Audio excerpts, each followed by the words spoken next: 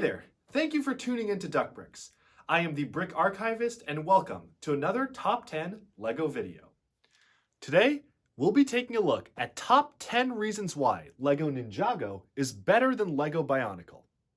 While much more common today, story-based themes used to be something very unique and special for LEGO. To date, there were really only two major ones, LEGO Bionicle and, of course, LEGO Ninjago. Ninjago in many ways is seen as a spiritual successor to Bionicle. It's a major story-based theme with a consistent form of media and color-coded elemental main characters. However, there is a debate in the LEGO community as to which is the better theme, LEGO Ninjago or LEGO Bionicle. To me, I think they both have their merits, but there are at least 10 very clear things that Ninjago did way better than Bionicle, and it's clear that LEGO was able to learn from its mistakes of the previous older story theme and improve for the future. With that being said, let's take a look at these 10 things at top 10 reasons why Ninjago is better than LEGO Bionicle. Coming in at number 10, we have a slightly controversial point, better movies. Out of all the movies in the so-called LEGO Cinematic Universe, the Ninjago movie is easily the worst. It has a relatively generic plot, tries too hard to sell the sets, cut all the best action scenes, and overall pales in comparison to the excellent LEGO Movie and pretty good LEGO Batman Movie and LEGO Movie 2. That being said, it is still leagues ahead of anything Bionicle tried to do movie-wise. Instead of tapping into their rich lore and deep themes, the Bionicle movies opted instead to focus on pretty by-the-numbers hero's journey storylines. And while the one thing the Ninjago movie did right was capture the aesthetic and vibe of Ninjago City, the Bionicle movies failed to represent both the mysticism of Mata Nui and the police state vibes of Metro Nui as seen in the comics, books, and games. Another major benefit in hindsight to the Ninjago movie is the fact that it does not affect the TV show canon, aka the only canon fans care about, whatsoever. As a fan of the show, you could skip the movie entirely and probably be better off for it. The Bionicle movies, on the other hand, were the main story elements of their respective years, and pretty much the only visual media Bionicle has to offer as a line other than flash animations, games, and very short comics. To add to that fact, a lot of what the movies do is semi-canon at best, Rudaka, my queen, and canon-breaking at most. Hey, Nakama. I see us taking a romantic ride drive. As a reminder for people not familiar with Bionicle, the reasons that these scenes are very often decried as semi-canon or non-canon is that because romantic love and romance in general in Bionicle is completely non-canon. The characters are AI robots and do not reproduce, thus they literally have no need to feel that sort of emotion. Someone clearly missed the memo on that one. formalities. All in all, the Ninjago movie does have its weaknesses, but a combination of better writing, acting, and visuals propel it leagues ahead of the Bionicle movies, and that's why Ninjago takes this win. Coming in at number 9, we've got humor versus serious moments. Looking at the Ninjago TV show, there are rarely if ever any moments where humor is just used for cheap laughs or there's just some cheap jokes thrown in for the kids. Most of the humor in Ninjago is pretty meta, and a lot of it is self-referential and making fun of the silliness of the concept of the show. Ninjago humor is at its best when it pokes fun at its own plot and writing style. Just take a look at this scene here. You're not missing much. Once you've heard one of those villain speeches, you've heard them all. He's just saying blah blah, my evil plan, blah blah, no one's gonna save you. No one is coming to save you. On the other hand, some of the more dramatic scenes in the Bionicle movies can come off as unintentionally funny or awkward just due to the way it's written. I mean, check this scene out. I'm dangerous, I'm ugly, and I'll hurt you. It's all right, Natal. We're all here. We'll find a way, together. 'Cause that's what friends do. He is right. Taking a look at the Ninjago show, pretty much every serious moment has been handled with grace. Look at Zane's death from Rebooted, for example. It has an excellent soundtrack, heartfelt flashbacks, and actually makes you feel for the character when they die. Side to side with the relatively goofy line delivery and forced seriousness of the Bionicle movies, the Ninjago TV show, and to an extent even the movie, have it beat in terms of both humor and serious moments, and the tone of the show is just perfect for what a LEGO show should be. And in that regard, the Ninjago TV show is very clearly superior to the Bionicle movies. Moving on to number 8, we've got a more consistent theme and genre. Shifting and evolving your genre over time is not necessarily a bad thing at all, but Ninjago does this much better than Bionicle did. Take a look at the first 3 years of Bionicle. During this time, the main focus of the Bionicle story was mystery and mythology. Looking at the Matanui online game, you can see that the heroes are seen as gods and deities, and even the main villain, Makuta, wasn't really even a villain. He was just a chaotic force present within the hearts of all of the villagers. Things take a sudden shift in 2004 when we go back far into the past and we explore the prequel years. Now, this is communicated to the audience in basically one comic and one book. If you miss this comic or miss this book, it would be very, very hard for you to even realize why we had suddenly changed the setting from the first 3 years, why we were focusing on completely different characters, and that this was set in the past. Overall, it was a very confusing shift into the prequel era of Bionicle that some would argue wasn't even necessarily needed for the story. Moving on to 2006, this is where we get our biggest tonal clash of Bionicle. Gone is the mysticism and tribalism. Instead, we have a gang of criminals as our main villains running around and blasting rap songs every time they appear on screen. This was a far cry from the very early roots of Bionicle, and it was, again, a much more sudden tone shift to get used to. Commercials no longer featured beautiful landscapes and a lush island. Instead, it featured our heroes going up against chain-link fences, automatic weapons, and blasting and shooting their way through to victory. One of the worst offenders here is 2009, where the setting completely shifts to an entirely different planet, a whole new universe of characters, where really no characters return until the final year, and we are forced to adjust to all these new characters and a completely new setting without warning. Ninjago, on the other hand, changes its genre basically every season. However, they still manage to keep a consistent theme and tone from season to season. It doesn't matter if they're fighting ghosts or fighting steampunk sky pirates, the main characterization of the characters and the tone of the show is essentially the same. This is backed up because basically these same writers have been with the show since the beginning. The Hageman brothers from seasons 1 to 10, and new writers for season 11 and beyond, which was a bit of a shift but still done much better than Bionicle.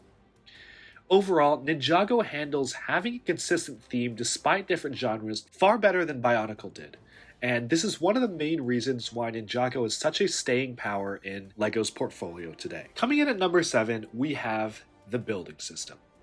Now this is again another highly controversial point, and something that's probably pretty objective for most people. Some people simply prefer the LEGO system bricks to the Bionicle system, and vice versa. That being said, it's hard to deny how versatile the LEGO system of building with bricks is compared to the Bionicle system, and especially the later builds of Bionicle, which were essentially just Inika builds. What I mean by this, for those not into Bionicle, is that many of the sets focused on just a very simple torso, leg, and arm system, called the Inika build system because this piloted within the Toa Inika series of sets. Ninjago, on the other hand, is made of bricks. Building with LEGO's system gives you a much more wider range of things that you can do with it. Bionicle had to essentially resort to technique when it wanted to do anything other than just simple figures. Ninjago, on the other hand, can make a mech that's even bigger than a Bionicle figure, but at the same time make planes, jets, cars, you name it, Ninjago can do it. In addition, one of the major flaws of Bionicle, and actually one of the reasons that contributed towards its cancellation, was the very brittle bricks, especially the lime green joints of 2007. Around this time, LEGO had essentially changed their plastic mix for the Bionicle bricks, especially for the lime green joints, which caused them to crack if you use them maybe more than 1 or 2 times. This was an extremely critical flaw in the system, and something that LEGO didn't really catch until the sets were out. And it's really hard to build a set that featured bricks in this color because they just simply break if you try to snap them together. This became such an issue that LEGO decided to overhaul the construction building system in general by 2011, introducing the CCBS, or Character and Creature Building System, into sets, which in my opinion is a massive improvement over the previous Bionicle system. From the relatively limited possibilities of build creativity with the Bionicle system, to the fact that as the years went on, meddling with the way parts were produced caused them to become even more brittle and fragile, it was clear that by its 10th year, Bionicle's days were numbered. In contrast, Ninjago's 10th year anniversary is next year in 2021, and with the rumor of a massive new Ninjago City D2C, an entire range of 10th anniversary sets, it isn't going anywhere anytime soon. I believe the building system is a major contributor to the respective failure and success of these lines, and that's why Ninjago clearly has the edge, at least in this regard. Coming in at number 6, we've got less barriers to entry, at least where the story is concerned. The Bionicle story had a very clear beginning, middle, and end. This is actually seen as a major pro story-wise. Heroes could evolve, grow, and change, and having a rotating cast meant that you could see different aspects of the universe unfolding at different times. With Bionicle, there never really was a status quo. You only got to stick around with your main heroes for 2 to 3 years before switching to another team to continue and pick off the story from there. Unfortunately, joining a story from the midway or even the end point is extremely difficult, as you can imagine. For new fans trying to get interested in Bionicle, they had a massive backlog of comics, books, and web serials that were pretty much scattered all across different forms of media.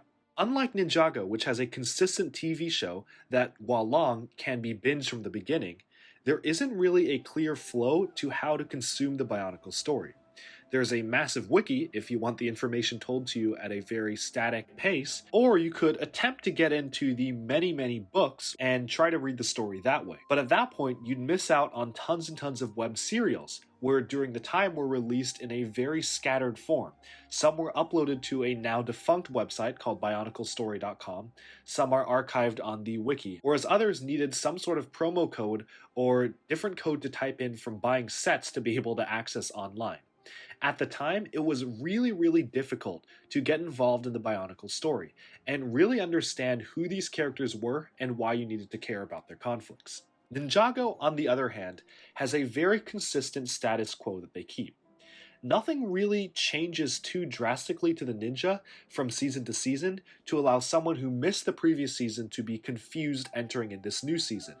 That being said, the main exception to this is the excellent Oni trilogy, but even then that was 3 seasons and then everything returned to status quo after that. By nature of its medium, Ninjago has a very bingeable TV show where you can very easily know where to start with the story and where to end. This can be seen as a con of Ninjago because pretty much the entire story content is delivered just in this show, but for new fans it's a great way to get started with Ninjago, and there really isn't any other additional media you need to consume to be completely caught up with the story. Therefore, due to this point, Ninjago has a much lower barrier to entry to new fans even looking to join today, despite being around for almost 10 years. Bionicle, on the other hand, by the time it was reaching its 8th or 9th year, it was near impossible to get into the story as a new fan, and it would only get more complex after that. Coming at number 5, we've got no clone sets. Bionicle is infamous for its so-called clone sets, which were lines of sets that were essentially carbon copies of each other with different shaped masks or colors. The biggest offenders are the Borak. In 2002, LEGO developed this design of 6 insectoid creatures that proved extremely popular and outsold expectations. In response to this, they put out the Borak Call in 2003, which were the Borak, but silver. As a surprise to almost nobody, these did not sell well. Everyone who wanted a Borak already had one. This isn't even a multi-year issue. This is a major issue in the way individual waves were designed as well. Take a look at these 6 original Toa heroes. Other than color preference or wanting the whole team, why would a kid spend their money on different team members when they could just buy one which was essentially representative of all of them, and use their money on something completely different? Now look at the Toa Nuva. They're just the Toa Mata, but with silver armor, new masks, and weapons. The Toa Metra were a massive step up in innovation with knees and elbows, but again, identical builds. Same for the Hardika, same for the Anika, and so on. You can probably see a pattern going on here. Even when we did get some variety, like the Baraki or Glatorian, the differences were very minor. For example, Gresh has shoulder spikes, while Akar doesn't. This is the kind of variation we were used to getting in Bionicle, and probably a main contributor to why Bionicle started feeling very repetitive as the line went on. Ninjago, on the other hand, does have clone sets to an extent, but they aren't the main focus of the line. These sets in question are, of course, the gimmick sets, spinners, Irjitsu flyers, and so on. And while it's true that every spinner in a particular wave is basically identical to the next, these are obviously not the only sets Ninjago puts out. The mainline system sets are much more varied and unique than these. While it's true that everyone rails on Ninjago for the dozens of motorcycle sets they put out, can you really name a Ninjago motorcycle set that's identical in build to another with just the color palette swapped? That's already a major step up from Bionicle, and why Ninjago clearly has the edge over Bionicle in this category. Coming in at number 4, we've got a more consistent tone.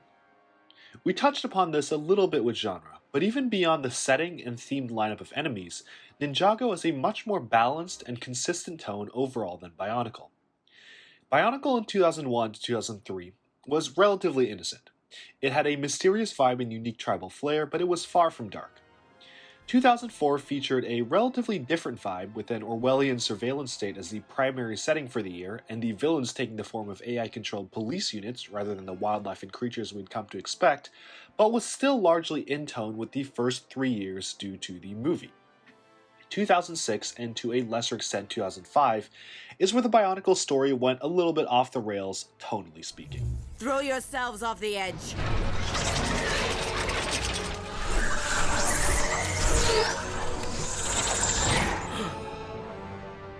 Obedience. This is but the first of many lessons I can teach you. This scene, for instance, got Bionicle 3 censored and banned from many countries, and that was nothing compared to what went down in the 2006 story, where violent gang members murdered innocent villagers left and right on the pages of comics and books seemingly for fun. The main heroes are transported to what is essentially Bionicle hell and are horrifically mutated, and so on. The LEGO.com website for 2007 even had a feature for the villager death/disappearance of the week, told in a memorial format. This was a severe tonal shift from what came before, and incredibly divisive both within the Bionicle community and without. Between the years 2006 and 2010, web serials were also introduced, which expanded the lore tenfold but at the same time made it 1,000 times more complicated, with warring factions each with their own unique motivations and drives rapidly introduced to the story. When you compare this to the Ninjago TV show, whose biggest offense where tone is concerned is its stagnation in keeping the ninja basically the same age with no forward growth perpetually, Bionicle's extremely inconsistent tone definitely serves as a major detriment to the theme. Coming in at number 3, we have maturity handled a lot better. For the most part, the Ninjago story, as I said before, stays the same. There's a status quo, there's the main 6 ninja, and none of them really ever will die or are in fear of death. That being said, Ninjago handles maturity much better than Bionicle did.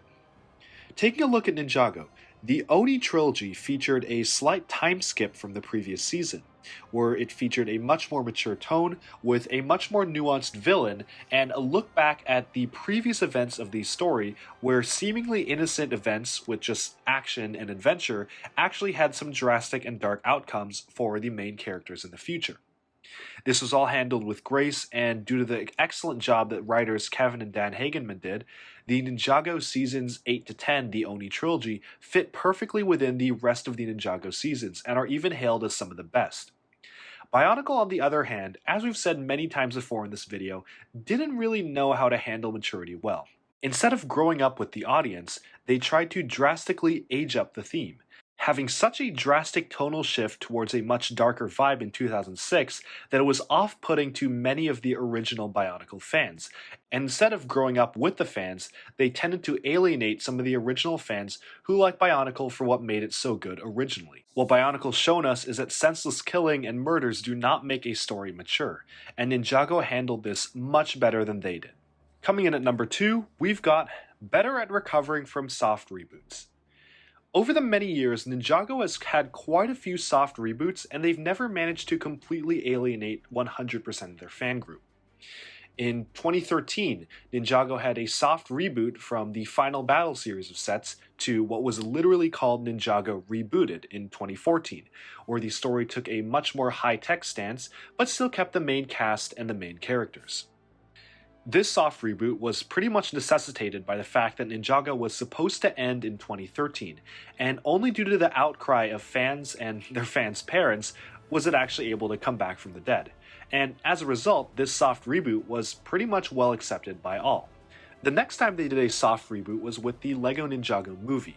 The Ninjago movie was a massive step forwards for Ninjago, but where the TV show was concerned, the major thing it did was try to make the story a little bit more mature, as we discussed within the Oni trilogy, and also change the designs of the characters, which was explained with time travel. When it was first announced, this quote-unquote soft reboot was extremely divisive. Many people who did not like the movie for good reason did not want the movie designs to take over the show. But the moment that the very first episode of Season 8 Sons of Garmadon was released, fan opinion almost completely changed overnight, towards an overwhelming acceptance towards this season. Today, Seasons 8 to 9 are regarded as some of the best in the entire show. And as you can see, in retrospect, this soft reboot was extremely successful, and most likely drew in a lot of new fans. The next soft reboot that they did was for Season 11, just last year in 2019. This was coming off of the heels of the wildly successful Oni trilogy, where the main writers of the show, who had been there since 2011, had finally departed, and gave way to new writers, hence a soft reboot. This was another major shift from what we were used to. Not only did the animation studio change, but the very format of the show changed. Instead of being 22 minutes long, the episodes are now only 10 minutes long. The tone was reset to be much more lighthearted than usual, and kind of brought us back to the early days of Ninjago and the early feel. Despite another very rough reception very early on, as soon as the seasons were released, people gradually started to get back into it, and by the time Season 13's out, which has been again lauded as one of the best seasons of the show, it's clear that doing this soft reboot was a good decision, and they were able to change so many things and still keep fan interest in the theme. Bionicle, on the other hand, had one soft reboot, 2009. And I think that it's safe that anyone who's familiar with Bionicle will say that this was potentially a big mistake. Bionicle ended in 2010, which means that this soft reboot really had only one full year to breathe. What this entailed was having the story be set in an entirely new universe, with new characters, a new system, an entirely new worldview. Not a single one of the main characters who we'd spent 8 years learning and getting used to returned for 2009's story, instead which opted to feature entirely new characters in an entirely new setting. And while this may have been a good idea had it lasted more than 1 year, Bionicle ended in 2010, which meant that not only did they have to wrap up all the new story threads that they started in 2009 for this new world, but also wrap up the massive cliffhanger 2008 ended on, which ended with the main villain basically taking over the universe. As a result, the soft reboot completely fell on its face, and many of the story threads that it set up had to be very quickly resolved just the next year to wrap up the entire theme as a whole, and many of the new characters that were introduced essentially didn't really go anywhere story-wise. And thus, we can clearly see which has the edge. Ninjago has had 3 soft reboots, all of which were received extremely well. Bionicle had 1, and that basically ended the theme. And finally, coming in at number 1 is the TV show. Ninjago's TV show is its greatest strength. This is due to many, many reasons. For one, its story is completely consolidated to within this TV show only. No other media other than one side trilogy of comics is canon, and this is both a good thing and a bad thing, because it means that new fans can very easily catch up to what's going on currently by just watching the show. One downside to this, which is true, is that the lack of other media kind of boxes fans into just having the TV show as the main canon. That being said, when compared to Bionicle, it was clearly the better choice for LEGO to do this. Bionicle's story, as we've said many times over the course of this video, was split into movies, but only for some years, comics, which didn't cover the entire story, books, which also didn't cover the entire story, and web serials, which were, at the release, hard to get, hard to access, and filled in some very important parts of the main story that were pretty much exclusive to them. As a whole, it was very scattered. All in all, Bionicle was just becoming way too inaccessible for any new fan to even think about entering the story, and this is one of the major reasons as to why it got cancelled in 2010. Ninjago, on the other hand, has 2 major things going for it with the show. Not only is all of its visual media consolidated into this one show, but every single season is generally pretty standalone from the ones that came before. This allows new fans to have the option of watching everything from the beginning, or just jumping into the story at a halfway point and generally being able to understand what was going on and the main conflict of the story. As such, Ninjago clearly has the edge over Bionicle in this major regard, and I'm very curious to see just how long Ninjago lasts as a LEGO theme. And so there you have it. 10 reasons why Ninjago is better than Bionicle. What are your thoughts? Share them in the comments down below, and be sure to check out our companion video, Top 10 Reasons Why Bionicle is Better Than Ninjago, also on this channel. Thank you for tuning in to DuckBricks. Subscribe for more LEGO videos, news, reviews, discussions, and analyses coming your way very soon.